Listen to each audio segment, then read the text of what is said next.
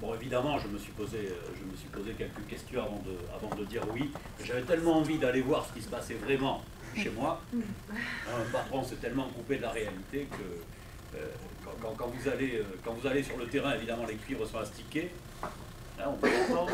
Quand on vous raconte l'histoire du terrain, évidemment, les gens ne veulent pas se faire engueuler, donc le terrain est toujours merveilleux. Et donc, je me suis dit, aller voir ce qui se passe vraiment, c'est assez intéressant. Et donc, j'ai dit oui. C'est une expérience complètement folle, parce que mon métier, c'est d'être patron. Pour rentrer en contact avec les gens sur le terrain, il fallait créer un personnage. Et je me suis vite rendu compte que le maquillage, même s'il était efficace, n'était pas suffisant. Donc il fallait rentrer dans le personnage, il fallait habiter le personnage de Christian Lafont. J'y suis rentré en quelques jours. J'ai mis quelques semaines à en sortir. Un peu schizo. C'était assez étonnant. Pendant 2 mois à peu près, j'avais des sensations un peu jetées dans de la ouate.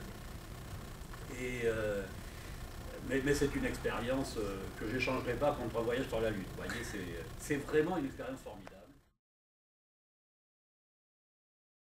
Pourquoi on a pris Jean-Claude? Parce que de toute façon, c'est une question à mon avis qui va arriver. Parce qu'on a rencontré plusieurs patrons, on en a fait 4 avec Catherine là, pour l'instant, mais ils ont 4 profils différents. Vous verrez, vraiment 4 générations aussi différentes et 4 écoles différentes. Jean-Claude, ce qui nous a plu dans l'échange qu'on a eu, justement, c'est un entrepreneur. Il a créé Car, mais il a créé Ada, qui est aussi une autre marque. C'est très français d'être entrepreneur, et nous on voulait absolument dans le format d'ailleurs, dans l'adaptation française, garder en fait cet esprit-là. Et ce qu'on a aimé, voilà, c'est l'homme qui entreprend et qui pour une fois va se dire bon allez, je vais voir comment ça se passe, je vais oser voir si ça se passe aussi bien qu'on me le dit.